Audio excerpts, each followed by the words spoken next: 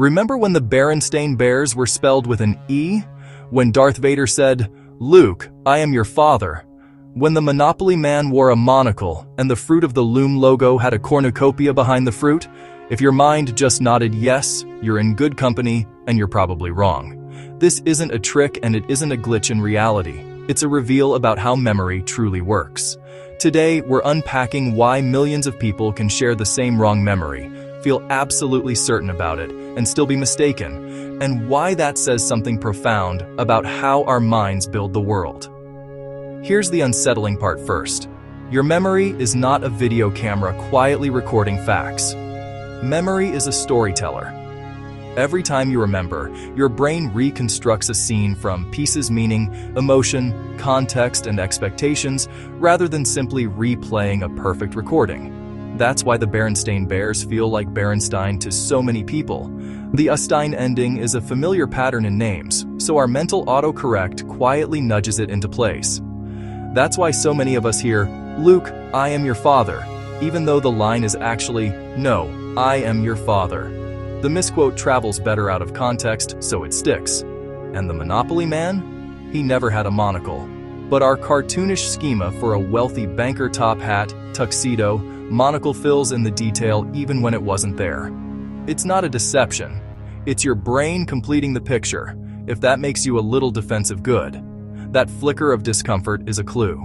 When a cherished memory collides with documented reality, our confidence doesn't politely step aside. It digs in because the feeling of truth is part of the memory itself. That feeling comes from the way our brains decide what's likely, what fits, and what belongs. It protects the story we've been telling ourselves, even when the facts don't cooperate. Psychologists have a name for one of the key culprits: source monitoring errors. You remember an idea but lose track of where it came from. Maybe you saw a parody image of the Monopoly man with a monocle. Maybe you read a confident comment thread about, "Luke, I am your father," or someone you trust explained that they always remembered the Berenstein Bears with an E. Later, you recall the detail perfectly, but the source meme, spoof, friend, has been stripped away. The mind keeps the content and loses the citation. It feels like your memory. Now add a powerful accelerator: confirmation bias. Once a catchy mistake lands, we notice anything that agrees with it and skim past anything that doesn't. The internet amplifies that bias into a chorus. A dozen posts echo the same error. A few well-edited images seal the illusion. And now you're not just wrong, you're wrong together, which feels almost the same as being right. That's the social side of the Mandela Effect: individual errors synchronized by repetition, community, and the strange authority of a confident voice. Underneath all of this is a useful feature that sometimes backfires: schemas. Schemas are mental templates that help you navigate the world quickly. If you think breakfast, you don't list every possible food. Your mind sketches coffee, toast, fruit. If you think old-timey rich guy, your mind supplies top hat, cane, and yes, a monocle. Schemas are efficient, but they also make the brain a prolific guesser. When details are fuzzy or forgotten, a schema fills the gap with something that fits, even if it's wrong. That's how an army of us ends up remembering a Monopoly man accessory that never existed, or a cereal logo embellished by a horn of plenty that the official art doesn't show. Suggestibility raises the stakes. The way we're asked about a memory changes how we recall it. A single leading word. When did Darth Vader say, "Luke, I am your father?" can plant the misquote inside the question. If I ask whether you remember the cornucopia and the Fruit of the Loom logo, I've smuggled the object into your mental reconstruction. Later, you might not recall the question at all. You'll just recall the thing.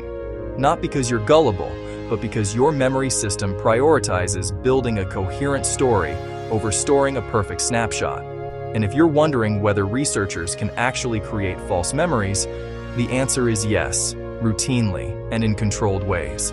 Give people a list of related words like bed, rest, tired, dream, and they'll reliably remember the lure word sleep, even though it wasn't there. Gently nudge someone with misleading suggestions after an event, and they'll confidently recall details that never happened. Show someone a doctored photo of themselves on a childhood amusement ride, And a surprising number will produce vivid, heartfelt narratives of a day that didn't exist.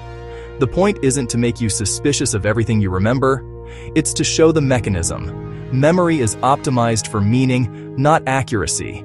Every retrieval is also a rewrite. So do we need alternate timelines or interdimensional shifts to explain the Mandela Effect? No. Those theories are fun to imagine, and in some ways they're comforting. They let us keep our confidence intact by outsourcing the error to the universe. Reality changed, not me.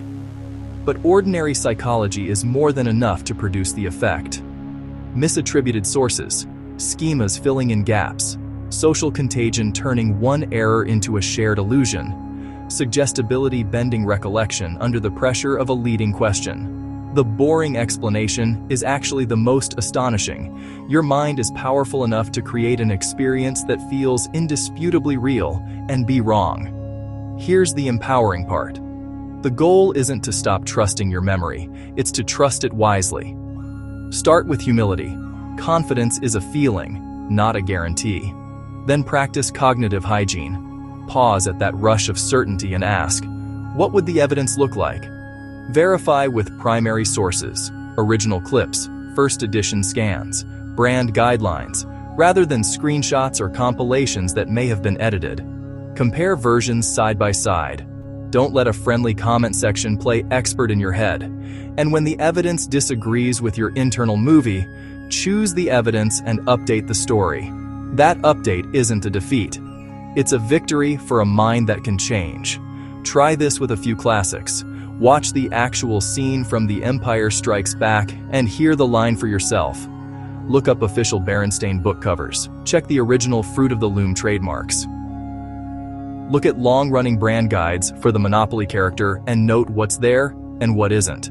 Then notice what happens inside you when the facts don't match the feeling. That tension is exactly where better thinking begins. If you want to go deeper, pay attention to how your own memories evolve. Listen for the phrases you add over time, the extra beat of drama, the cleaner ending that replaces a messy one. You're not faking it, you're editing. Every retelling smooths the story and polishes the arc. That's adaptive. It helps you make sense of experience, extract lessons, and decide what matters. But it also means that the most satisfying version of a memory can become the most misleading. Sometimes more real just means more rehearsed. And if you're tempted to dismiss all of this as trivia about logos and movie quotes, look around. We live in a world where confident claims outrun careful evidence every minute. The same mental machinery behind the Mandela Effect shapes how we remember news, arguments, even our relationships. When we get the habit of pausing, verifying, comparing, and updating, we're not just winning internet debates. We're protecting our ability to learn together. Here's a final perspective shift. The Mandela Effect doesn't prove that reality is unstable. It proves that we are creative. The flexibility of memory is the price we pay for an incredible set of abilities. Generalizing from a few examples, imagining what hasn't happened yet, blending ideas into new ones, and learning from patterns instead of memorizing every pixel. Our brains are meaning makers first. The same system that misremembers a monocle also writes novels, solves problems, and recognizes a friend after 20 years.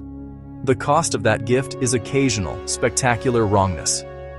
So let's make a deal. Keep your curiosity and keep your sense of wonder, but trade a little certainty for accuracy. Next time a memory feels undeniable, test it. See what survives the light. And then come back and tell me, which Mandela Effect had you absolutely convinced? Berenstein versus Berenstein, the line from Vader, the missing cornucopia, Pikachu's tail? Share the one you'd have bet a coffee on. I'll bring the receipts, and together we'll practice something rarer than perfect memory. A flexible mind, anchored to reality. Because the past isn't changing. Our story about it is, and that's something we can improve.